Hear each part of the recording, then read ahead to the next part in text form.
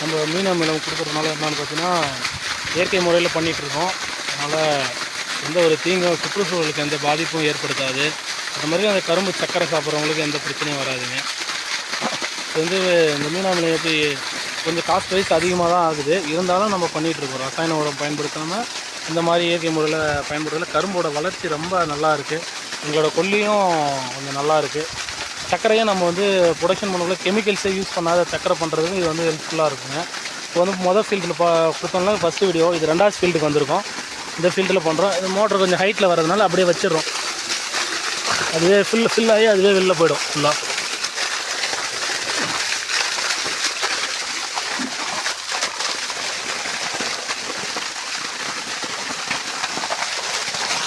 தண்ணி நம்ம ஃபுல்லாக கலந்தா தண்ணி ஃபுல்லாக ஆட்டோமேட்டிக்காக தண்ணி கூட கலந்து சொல்லி ஃபுல்லாக பறிடும். அதனால் பூச்சி இதுலேருந்து வர வாசனைக்காக பூச்சிலாம் எதுவும் வராது. இந்த வாசனை அந்த சக்தி முருகன் கொல்லியில் இந்த மாதிரி வாசனை அடிக்குது, நம்மளுக்கு இந்த வாசனை பிடிக்காது சொல்லிட்டு எல்லா பூச்சியும் வெளில போயிடும்.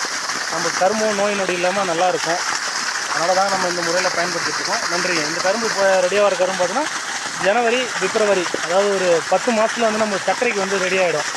ஒரு மார்ச் அந்த மாதிரி ஸ்டேஜில் வந்து இதை கட் பண்ணி நாட்டு சர்க்கரையாக பண்ணி சேல் பண்ணிடுவோம்.